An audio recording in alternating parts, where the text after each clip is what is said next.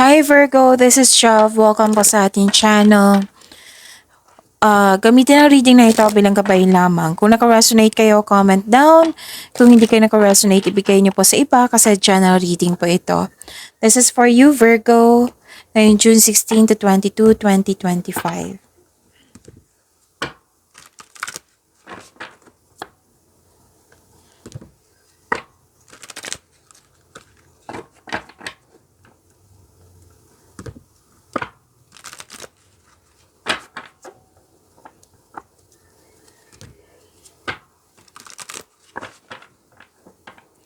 Para po ito sa iyo, Virgo.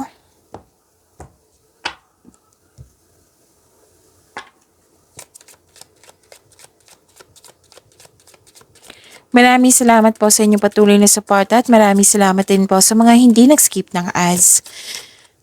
Sa mga hindi pa nag-subscribe, subscribe na po kayo at click bell notification para malaman niyo na may bago tayong video.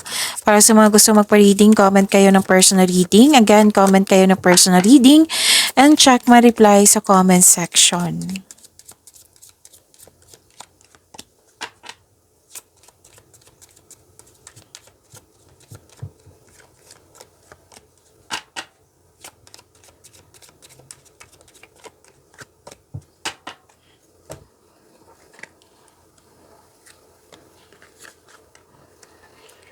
Okay.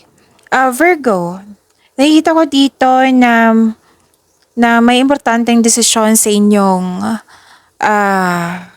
passion. Oo. May importanteng may gagawin kayo or magkakaroon ng importanteng desisyon. Pwedeng may importanteng ganap sa inyong passion. At mag-ingat lang po kasi may nakita ko ditong parang na-provoke kayo. Kasi nagalit kayo dito kasi yun nga, may pasaway siguro dyan or na-provoke kayo, nagkaroon ng argument. So, sana yung maiwasan nyo yan. And, may dumating na news or information na bibigyan mo siya ng agarang aksyon or reaksyon. At, okay, so this is, pwedeng may lakad kayo. Importanteng lakad kayo ngayon, ngayong week na ito. Or pwedeng kayo ang bisita ngayong week na ito, or makakatanggap kayo ng bisita for this week. Okay, so nakikita ko kasi dito na naguguluhan ka, nalilito ka, kaya ka may kausap dito. Oo, now, pwedeng elders, parents, wiser, mentor, coach, na nagbigay ito ng suporta sa iyo, lalo na't nagbigay ito ng wisdom message sa iyo.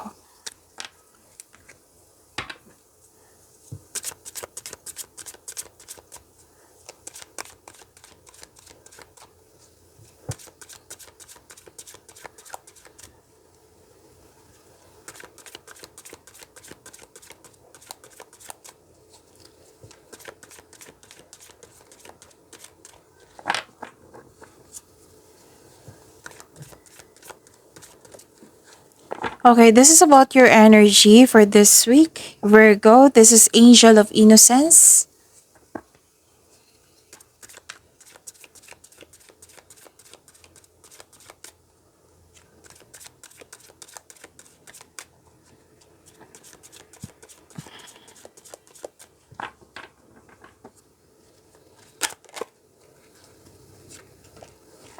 And this is Angel of Blessings. Wow. Kung may narinig kayo or may nakita kayong repeating message, meaning to say, pinupush ng course nyo yan.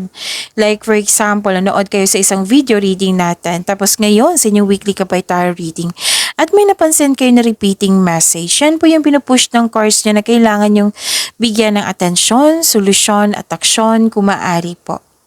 So ano yung energy ni Virgo?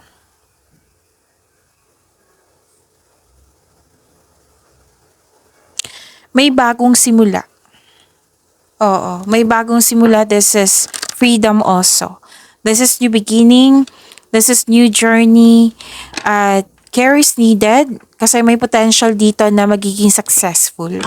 So take a leap of faith and trust the support of the universe. Please know that you are divinely guided. Huwag kayong matakot. Instead, i-acknowledge mo ang mga lessons na na-encounter mo.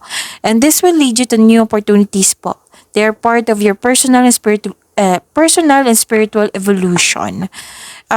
Hindi ka takot sa mga obstacle. You know you are on the right path. Oo. So, lalabas ka sa comfort zone mo.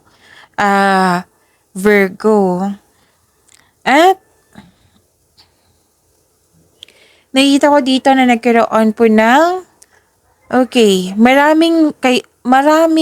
parang teacher kayo, or mahilig kayo magbigay ng tulong sa kapwa nyo na maraming nakadepend sa iyo. Actually, may mga tao dito na marami silang natutunan sa iyo. Pero may paalalang card niyo po dito na may nag-abuso sa inyong kabaitan. So, babala po sa palaging masyadong mabait. And, hindi po masamang maging mabait. Kumbaga, balanse lang. Okay? Do not allow na may mag-aabuso sa iyo. So, continue to be kind to everyone. Kindness. Share your kindness to everyone. Pero kung may nag-aabuso sa inyo, then you have to limit it. Do not allow this person.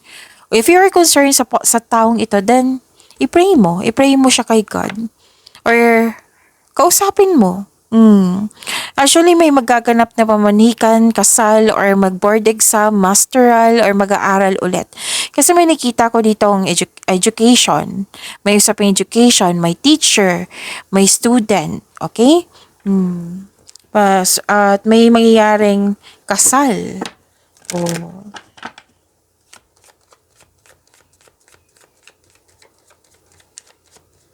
Spirits, guide, angels, archangels, guardian angels, message po para kay Virgo. Divine order, sabi po ni Archangel Raguel, everything is how it needs to be right now. Look past the illusion and see underlying order.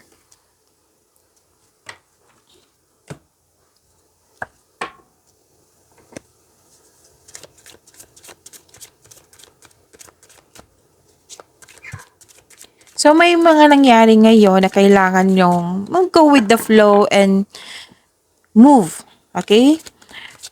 Okay, so, ito po yung about sa inyong career and money. This is Angel of Dreams.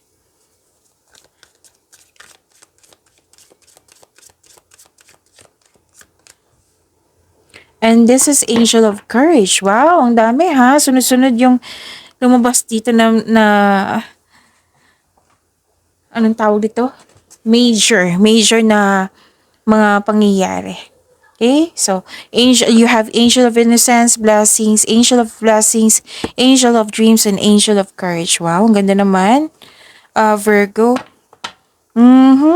Malakasan yung intuition ngayon. May malalaman kayong sekreto, may malalaman kayong taong manloloko or nanloko sa'yo. Pero dan na may kontrata na hindi totoo. So, alamin nyo. Okay? Alamin nyo, huwag kayong mahiyang magtanong. Kailangan na may clarity dito. Makinig din kayo sa inyong intuition. Okay? At sabi ng card dito na dapat po daw kayo magpahinga at magnilay-nilay. Mag-ingat lang po sa taong hindi totoo sa iyo. Kasi nga, may nag-abuso.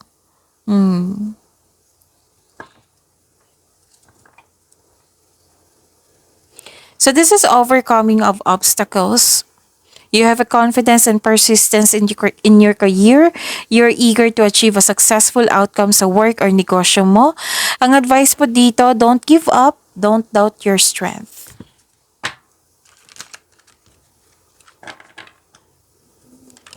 Okay, lumabas agad.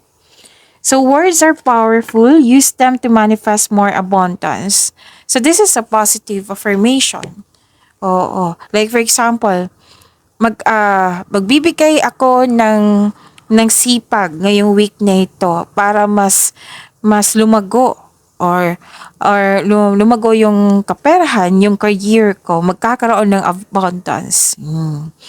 Words are powerful po. Use them to manifest more abundance. Kaya nga may sinasabi ko sa inyo before na kung parate kayo na nanood dito na kahit hindi man yan sinasadya na hindi ko na 'to matatapos yung trabaho ko. Hindi ako magkakaroon ng pera. Instead, magkakaroon ako ng pera. Magsisipag ako para magkaroon ako ng pera.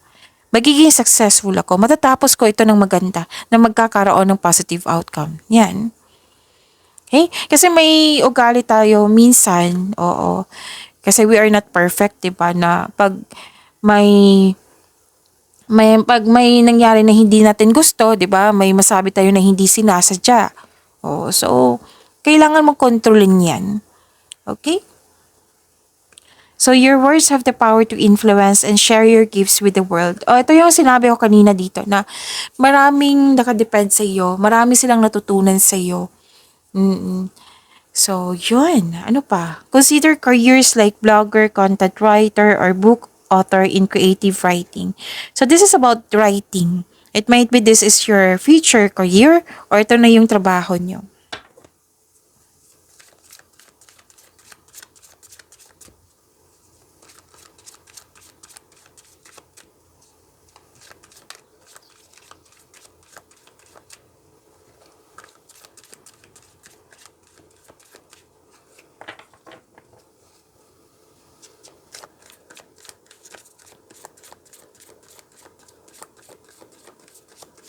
Love life, self-love, partnership, and romance ni Virgo.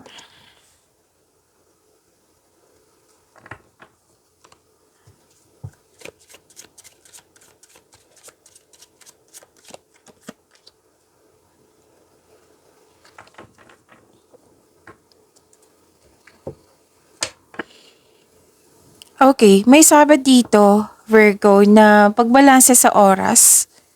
Balanse sa oras, panahon sa sarili, panahon sa pamilya, panahon sa partner.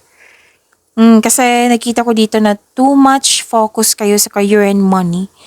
Na syempre kailangan ng panahon para sa sarili, sa partner, sa pamilya. Hindi po ibig sabihin na siya, hindi naman sinabi dito na masamang mag-focus sa career and money. Kumbaga balanse. Sabi ko sa inyo, di ba, pag may over, hindi na yan nakakabuti sa iyo. Okay? So, kailangan ng pagbalanse dito. Ang ilan nga sa inyo dito nagbabalanse kung ituloy mo ba yung project mo, ituloy mo ba yung biyahe, tama ba yung budget mo, tama ba yung pera, sapat ba yung pera, yan yung nakikita ko. Sa mga single, oo, kahit sa mga marelasyon sa buhay mag-asawa, so pagbalanse ay kailangan kasi sobrang ang focus sa ibang bagay. At nakikita ko dito na nagkaroon po sa mga single dyan, no? May parating na love or romance. Oo, sa inyo. Para sa mga relasyon sa buhay mag-asawa, may ilang couple dito nagpaplano kayong, excuse me, nagpaplano kayong mag-level up sa relasyon. For example, bumili ng bahay, or magkaroon ng romance trip para sa maging masigla or maging malusog yung relasyon nyo. So this is also may integrity. Okay? So nakikita ko dito na nagkaroon po ng para sa mga single, naging hard worker kayo. Okay. Dalawang card kasi nagsabi dito na sobrang buhos nyo daw, naging hard worker kayo, focus kayo masyado sa career and money nyo. So that is a repeating message ha, pay attention. Kasi pinupush talaga ng cards nyo na kailangan yung bigyan ng attention. Okay? So kailangan ng panahon po. Whether single ka man, may relasyon sa buhay mag-asawa, kailangan po ng panahon para sa sarili, para sa pamilya, para sa partner mo. Kasi nakikita ko dito, nagkaroon ng hindi pagkakaunawaan ng dahil sa busy ka nga sa ibang bagay. So, open your eyes. If someone shows you who they are, believe them from the first time. Pagyamanin niyo po yung blessing sa binigay sa inyo. Virgo, see you tomorrow. Maraming salamat po.